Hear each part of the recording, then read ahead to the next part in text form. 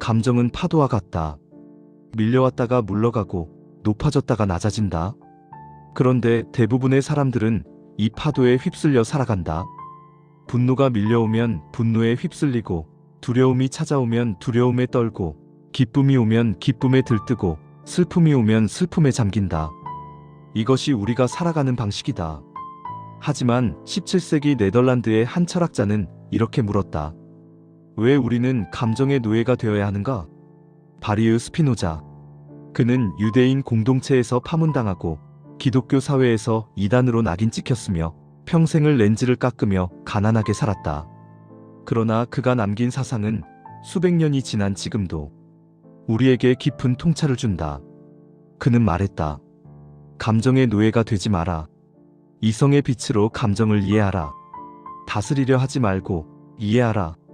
오늘날 우리는 감정 조절이라는 말을 자주 듣는다. 화를 참으라. 두려움을 극복하라. 슬픔을 이겨내라. 그런데 스피노자는 전혀 다른 이야기를 한다. 감정을 억누르려 하지 마라. 감정을 없애려 하지 마라. 그 대신 감정이 왜 일어나는지를 이해하라. 이해하는 순간 당신은 더 이상 감정의 노예가 아니다. 이것은 단순한 철학이 아니다. 삶을 바꾸는 지혜다. 스피노자는 자신의 삶으로 이것을 증명했다. 파문당했을 때 분노하지 않았고, 가난했을 때 절망하지 않았으며, 죽음 앞에서 두려워하지 않았다. 그는 진정으로 자유로운 사람이었다. 그가 어떻게 그럴 수 있었는지 지금부터 알아보자. 감정에 대한 오해부터 풀어야 한다. 대부분의 사람들은 감정을 적으로 여긴다. 화는 나쁜 것이고, 슬픔은 약한 것이며, 두려움은 비겁한 것이라고 생각한다. 그래서 감정을 없애려고 애쓴다. 하지만 스피노자는 말한다. 감정은 적이 아니다. 감정은 당신의 일부다. 감정이 없는 사람은 존재하지 않는다. 감정을 부정하는 것은 자신을 부정하는 것과 같다. 1656년 스피노자는 24살의 나이에 암스테르담 유대인 공동체로부터 파문당했다. 그 이유는 신에 대한 이단적인 견해를 가졌다는 것이었다. 당시 유대인 공동체에게 파문은 사회적 죽음을 의미했다. 가족과 친구들이 그를 외면했고 사업 기회도 사라졌으며 안전도 보장받을 수 없었다. 보통 사람이라면 분노하거나 절망했을 것이다. 하지만 스피노자는 그러지 않았다. 그는 파문 선언문을 듣고도 침착했다. 왜냐하면 그는 자신의 감정을 이해했기 때문이다. 분노는 나의 기대가 무너졌을 때 일어난다. 공동체가 나를 받아줄 것이라는 기대, 내가 안전할 것이라는 기대, 내가 인정받을 것이라는 기대, 이런 기대들이 무너지면서 분노가 일어난다. 스피노자는 이것을 명확히 이해했다. 그래서 분노에 휩쓸리지 않았다. 스피노자는 렌즈를 깎는 일로 생계를 유지했다. 당시 철학자들은 대부분 귀족이거나 부유한 가문 출신이었다. 하지만 스피노자는 손으로 일하며 살았다. 렌즈를 깎는 일은 정밀한 작업이었다. 조금만 실수해도 렌즈가 망가졌다. 집중력이 필요했고 인내가 필요했으며 정확함이 필요했다. 이 일을 하면서 스피노자는 깨달았다. 감정도 렌즈처럼 다듬어야 한다고. 렌즈를 깎을 때 힘으로 누르면 렌즈가 깨진다. 부드럽게, 정확하게, 꾸준히 갈아야 한다. 감정도 마찬가지다. 억지로 누르면 더 강하게 튀어나온다. 부드럽게, 정확하게, 꾸준히 이해해야 한다. 스피노자는 자신의 작업실에서 이 진리를 매일 경험했다. 렌즈를 깎듯이 자신의 감정을 다듬었다. 그의 대표작 에티카에는 이런 구절이 있다. 우리가 감정의 원인을 명확하고 판명하게 인식하는 한 그 감정은 수동적인 정서가 되기를 그친다. 무슨 뜻인가? 감정의 원인을 이해하는 순간 감정은 당신을 지배하지 못한다는 뜻이다. 감정은 여전히 있다. 하지만 당신을 조종하지 못한다. 예를 들어보자. 당신이 누군가에게 모욕을 당했다고 가정해보자. 화가 치밀어 오른다. 보통 사람은 어떻게 반응하는가? 화를 참거나, 화를 폭발시키거나, 화를 사귀려고 애쓴다. 하지만 세 가지 모두 감정의 노예 상태다. 화를 참는 것도 화에 지배당하는 것이고, 화를 폭발시키는 것도 화에 지배당하는 것이며, 화를 사귀려 애쓰는 것도 화에 지배당하는 것이다. 스피노자의 방법은 다르다. 먼저 화를 관찰한다. 지금 내 안에서 화가 일어나고 있구나. 그 다음 원인을 파악한다. 왜 화가 나는가? 내가 존중받지 못했다고 느끼기 때문이다. 왜 존중받아야 한다고 생각하는가? 내가 가치 있는 사람이라고 믿기 때문이다. 이런 식으로 계속 원인을 파고 들어간다. 그러면 깨닫게 된다. 화는 상대방이 만든 것이 아니라 내가 만든 것이다. 상대방의 말이나 행동은 그저 자극일 뿐이다. 화라는 감정은 나의 믿음, 나의 기대, 나의 욕망에서 나온다. 이것을 이해하는 순간 화는 힘을 잃는다. 여전히 불쾌할 수는 있지만 화에 휩쓸리지는 않는다. 이것이 스피노자가 말하는 이성의 힘이다. 이성은 감정을 억누르는 것이 아니라 감정을 이해하는 것이다. 이성은 감정과 싸우는 것이 아니라 감정을 비추는 빛이다. 마치 어두운 방에 불을 켜면 두려움이 사라지듯 이성의 빛으로 감정을 비추면 감정의 지배력이 약해진다. 스피노자는 감정을 세 가지로 분류했다. 기쁨, 슬픔, 욕망. 모든 감정은 이 세 가지의 변형이다. 기쁨은 우리의 힘이 증가할 때 느끼는 감정이고, 슬픔은 우리의 힘이 감소할 때 느끼는 감정이며, 욕망은 우리가 무언가를 추구할 때의 충동이다. 간단해 보이지만 이것으로 모든 감정을 설명할 수 있다. 사랑은 무엇인가? 기쁨과 연결된 외부 대상에 대한 욕망이다. 미움은 무엇인가? 슬픔과 연결된 외부 대상에 대한 혐오다. 질투는 무엇인가? 다른 사람이 기쁨을 누리는 것을 볼 때 느끼는 슬픔이다. 이런 식으로 모든 감정을 분해할 수 있다. 분해하면 이해할 수 있고, 이해하면 지배당하지 않는다. 당신이 누군가를 질투한다고 가정해보자. 질투는 고통스러운 감정이다. 대부분의 사람들은 질투를 느끼는 자신을 비난한다. 왜 나는 이렇게 못난 사람인가? 왜 나는 질투심이 많은가? 하지만 이런 자책은 아무 도움이 되지 않는다. 오히려 슬픔을 더한다. 스피노자의 방법을 적용하면 어떻게 되는가? 먼저 질투를 관찰한다. 지금 내 안에서 질투가 일어나고 있구나. 그 다음 원인을 파악한다. 왜 질투가 나는가? 저 사람이 나보다 더 성공했기 때문이다. 왜 그것이 나를 괴롭히는가? 내가 충분히 가치 있지 않다고 느끼기 때문이다. 왜 그렇게 느끼는가? 나의 가치를 외부의 성공으로 측정하기 때문이다. 이렇게 파고들면 핵심에 도달한다. 질투의 원인은 상대방의 성공이 아니라 나의 가치 기준이다. 내가 나의 가치를 외부 기준으로 측정하는 한 질투는 계속 일어날 것이다. 이것을 이해하면 선택할 수 있다. 계속 외부 기준에 의존할 것인가? 아니면 내면의 기준을 세울 것인가? 스피노자는 말한다. 진정한 자유는 외부 환경에서 오는 것이 아니다. 내면의 이해에서 온다. 부자가 되어도 자유롭지 않을 수 있고, 가난해도 자유로울 수 있다. 권력을 가져도 노예일 수 있고, 아무것도 없어도 자유인일 수 있다. 자유는 외부 조건이 아니라 내면의 상태다. 그는 실제로 이것을 살았다. 평생 가난했지만 누구보다 자유로웠다. 사회적 지위도 없었고, 가족도 없었으며 재산도 없었다. 하지만 그 누구도 그를 지배하지 못했다. 왜냐하면 그는 자신의 감정을 이해했기 때문이다. 감정을 이해하면 감정이 당신을 지배하지 못한다. 스피노자가 가장 강조한 것은 필연성의 이해다. 모든 것은 원인이 있다. 우연은 없다. 감정도 마찬가지다. 감정은 원인 없이 생기지 않는다. 원인을 이해하면 감정을 이해할 수 있고, 감정을 이해하면 자유로워질 수 있다. 예를 들어 당신이 불안을 느낀다고 가정해보자. 미래에 대한 불안, 실패에 대한 불안, 거절당할지도 모른다는 불안. 불안은 고통스럽다. 그래서 대부분의 사람들은 불안을 없애려고 애쓴다. 긍정적으로 생각하려 하거나, 주의를 딴 데로 돌리거나, 술이나 쇼핑으로 회피한다. 하지만 이것들은 일시적인 해결책일 뿐이다. 스피노자의 방법은 불안을 이해하는 것이다. 불안은 왜 일어나는가? 미래를 통제할 수 없기 때문이다. 왜 통제하려고 하는가? 나쁜 일이 일어날까봐 두렵기 때문이다. 왜 두려운가? 나쁜 일이 나를 해칠 것이라고 믿기 때문이다. 왜 그렇게 믿는가?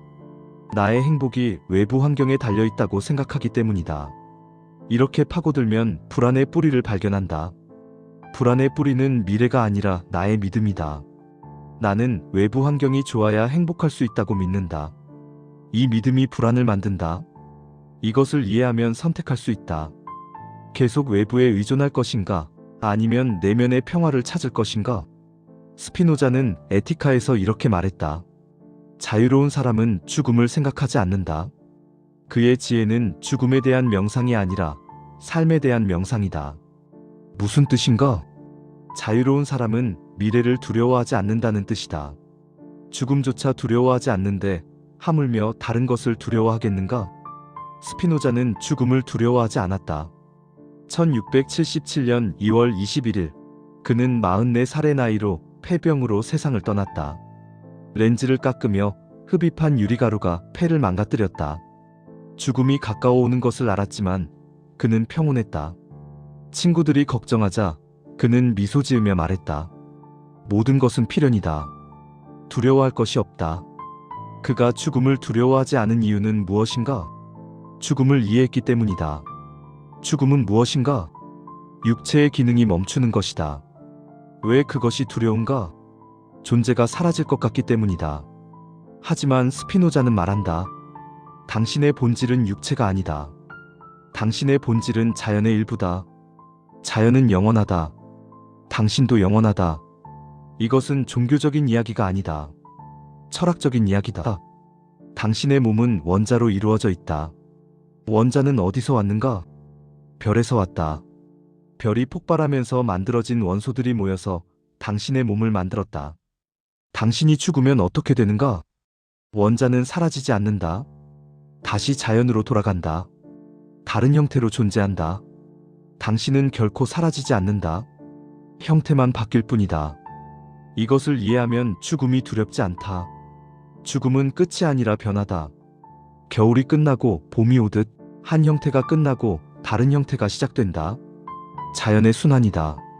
두려워할 것이 없다. 스피노자의 신은 전통적인 신과 달랐다. 그는 신과 자연을 동일시했다.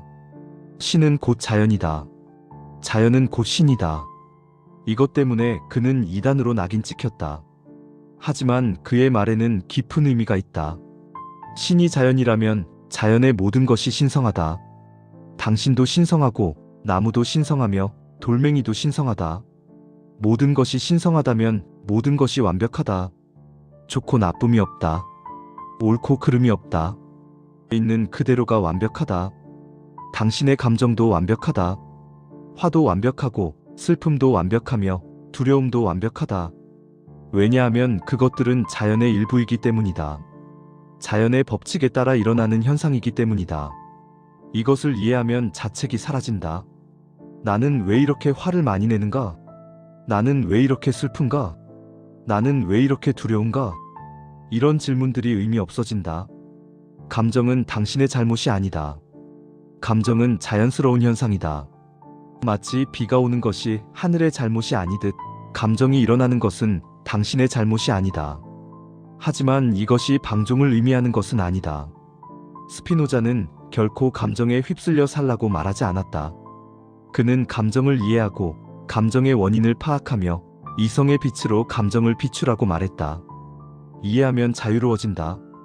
이해 없이는 자유가 없다. 대부분의 사람들은 자신이 자유롭다고 착각한다. 스피노자는 이것을 날카롭게 지적했다. 날아가는 돌이 만약 의식이 있다면 자신이 자유롭게 날아간다고 생각할 것이다. 하지만 실제로는 누군가가 던진 것이다. 우리도 마찬가지다. 우리는 자신이 자유롭게 선택한다고 생각하지만 실제로는 감정에 의해 던져진 것이다. 당신이 어떤 결정을 내렸다고 가정해보자. 당신은 그것이 자신의 자유로운 선택이라고 생각한다. 하지만 스피노자는 묻는다. 정말 그런가? 그 결정은 당신의 두려움 때문이 아닌가? 당신의 욕망 때문이 아닌가? 당신의 과거 경험 때문이 아닌가? 사회의 기대 때문이 아닌가? 우리가 내리는 대부분의 결정은 무의식적 감정에 의해 좌우된다. 우리는 이성적으로 결정한다고 생각하지만 실제로는 감정이 먼저 결정하고 이성은 나중에 그 결정을 정당화한다. 이것이 인간의 현실이다. 자유롭지 않으면서 자유롭다고 착각하는 것이다.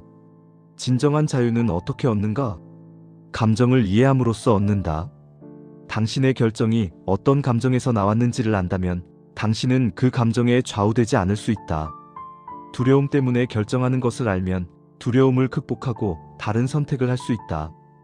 욕망 때문에 결정하는 것을 알면 욕망을 조절하고 더 나은 선택을 할 수 있다. 스피노자는 지식의 세 단계를 말했다. 첫 번째 단계는 상상이다. 이것은 감각 경험에서 오는 지식이다. 우리가 보고, 듣고, 느끼는 것들이다. 대부분의 사람들은 이 단계에 머문다. 눈에 보이는 것만 믿고 경험한 것만 진실이라고 생각한다. 두 번째 단계는 이성이다. 이것은 원인과 결과를 파악하는 지식이다. 왜 이런 일이 일어났는가? 어떤 원인이 이런 결과를 만들었는가? 이성을 사용하면 표면 너머를 볼 수 있다. 감정의 원인을 파악할 수 있고 사건의 필연성을 이해할 수 있다. 세 번째 단계는 직관적 지식이다. 이것은 전체를 한눈에 파악하는 지식이다. 모든 것이 연결되어 있고 모든 것이 하나라는 것을 직접 체험하는 지식이다. 스피노자는 이것을 신에 대한 지적 사랑이라고 불렀다. 우주의 필연성을 이해하고 그것을 사랑하는 것이다. 이 세 번째 단계에 도달하면 완전한 자유를 얻는다. 왜냐하면 모든 것이 필연적이라는 것을 알기 때문이다. 좋은 일도 필연이고 나쁜 일도 필연이다. 기쁨도 필연이고 슬픔도 필연이다. 모든 것이 우주의 법칙에 따라 일어난다. 저항할 수 없고 바꿀 수 없다. 받아들일 수밖에 없다. 받아들인다는 것은 체념이 아니다.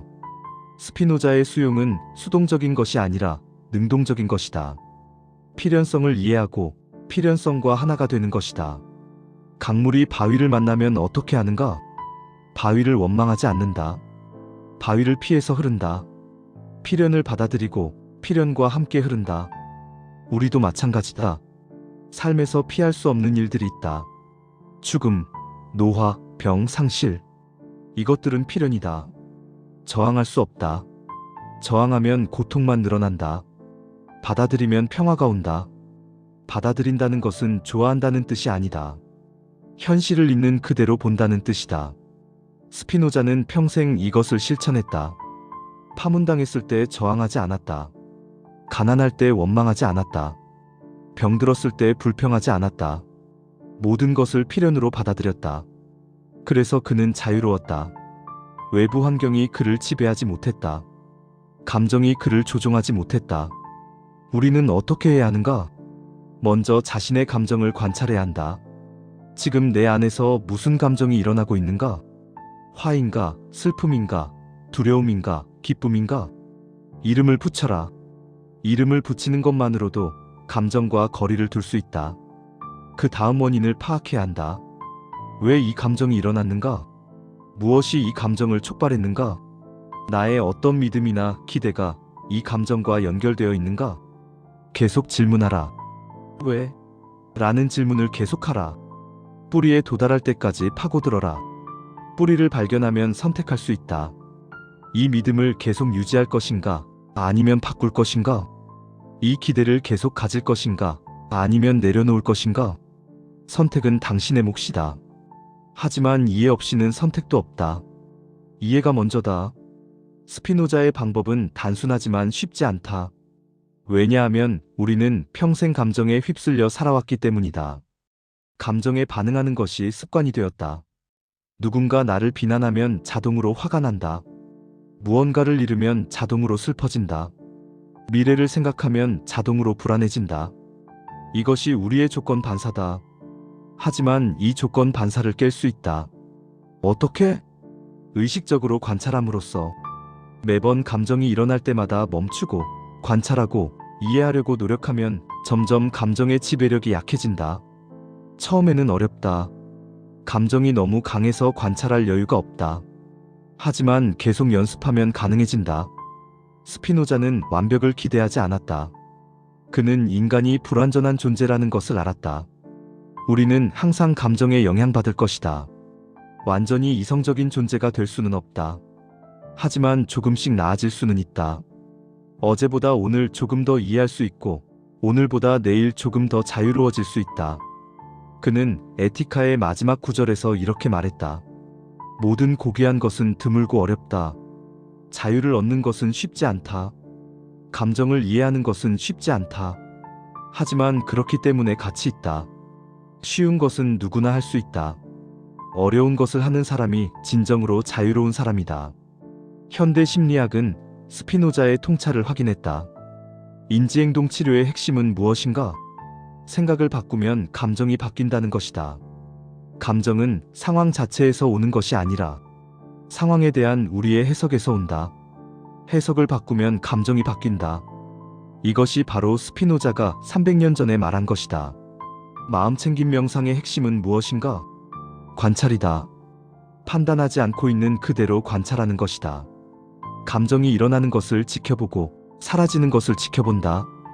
개입하지 않고 조작하지 않으며 그저 지켜본다. 이것도 스피노자가 말한 것이다. 감정을 명확하고 판명하게 인식하라. 스피노자는 자신의 시대를 400년 앞서갔다. 그가 말한 것들이 지금에야 과학적으로 증명되고 있다. 뇌과학은 감정이 어떻게 작동하는지를 밝혀냈다. 감정은 변연계에서 일어나고 이성은 전전두엽에서 일어난다. 전전두엽을 활성화하면 변연계의 활동을 조절할 수 있다. 이것이 바로 이성의 힘이다. 하지만 스피노자의 지혜는 과학을 넘어선다. 과학은 메커니즘을 설명하지만 철학은 의미를 준다. 왜 우리가 감정을 이해해야 하는가? 단순히 기분이 나아지기 위해서가 아니다. 진정으로 자유로워지기 위해서다. 자유는 인간의 가장 근본적인 욕구다. 스피노자에게 자유는 하고 싶은 것을 하는 능력이 아니었다. 자유는 필연을 이해하고 받아들이는 능력이었다. 필연에 저항하는 것은 자유가 아니라 노예 상태다. 필연과 하나가 되는 것이 진정한 자유다. 물이 낮은 곳으로 흐르는 것을 저항할 수 없듯 우주의 법칙을 저항할 수 없다. 저항을 멈출 때 평화가 온다. 스피노자는 영혼의 관점에서 사물을 보라고 했다. 이것을 라틴어로 수부 스페시에 아에테르니타티스라고 한다. 영혼의 관점에서 보면 모든 것이 달라 보인다. 지금 당신을 괴롭히는 문제가 영혼의 관점에서 보면 얼마나 작은가? 지금 당신이 집착하는 것이 영혼의 관점에서 보면 얼마나 사소한가? 이것은 허무주의가 아니다. 오히려 그 반대다. 영혼의 관점에서 보면 진정으로 중요한 것이 무엇인지 알 수 있다. 일시적인 감정에 휘둘리지 않고 근본적인 진리를 볼 수 있다. 돈, 명예, 권력 같은 것들이 얼마나 덧없는지 알 수 있다. 사랑, 지혜, 자유 같은 것들이 얼마나 소중한지 알 수 있다. 스피노자는 가난했지만 부자보다 자유로웠다. 권력이 없었지만 왕보다 존엄했다. 사회적 지위가 낮았지만 철학자로서 영원히 기억된다. 왜냐하면 그는 영혼의 관점에서 살았기 때문이다. 일시적인 것에 집착하지 않았고 영원한 것을 추구했다. 우리도 마찬가지다. 지금 당신을 괴롭히는 감정들을 영혼의 관점에서 바라보라. 이 분노가 10년 후에도 중요할까? 이 슬픔이 영원히 계속될까? 이 두려움이 우주적 관점에서 볼 때 의미가 있을까? 영혼의 관점에서 보면 대부분의 감정은 구름처럼 지나간다. 일시적이고 덧없으며 실체가 없다. 스피노자의 마지막 가르침은 사랑이었다. 하지만 그가 말한 사랑은 일반적인 사랑과 달랐다. 그는 신에 대한 지적 사랑을 말했다. 신은 곧 자연이고 자연은 곧 우주의 법칙이다. 우주의 법칙을 이해하고 사랑하는 것, 이것이 최고의 행복이라고 그는 말했다. 무슨 뜻인가? 모든 것이 완벽하다는 것을 이해하고 받아들이는 것이다. 좋은 일도 완벽하고 나쁜 일도 완벽하다. 기쁨도 완벽하고 슬픔도 완벽하다. 모든 것이 우주의 법칙에 따라 일어나며 모든 것이 필연적이다. 이것을 이해하고 사랑할 때 우리는 완전한 평화를 얻는다. 스피노자의 삶을 돌아보면 놀라운 역설을 발견한다. 그는 모든 것을 잃었지만 모든 것을 얻었다. 공동체에서 쫓겨났지만 진정한 자유를 찾았다. 가난했지만 부유했고 외로웠지만 충만했으며 짧게 살았지만 영원히 기억된다. 어떻게 이것이 가능했는가? 그는 감정의 노예가 되지 않았기 때문이다. 우리도 같은 자유를 얻을 수 있다. 방법은 간단하다. 감정을 이해하라. 감정의 원인을 파악하라. 이성의 빛으로 감정을 비추라. 영혼의 관점에서 사물을 보라. 필연을 받아들이고 사랑하라. 이것만 하면 된다. 간단하지만 쉽지 않다. 하지만 가능하다. 스피노자가 증명했다.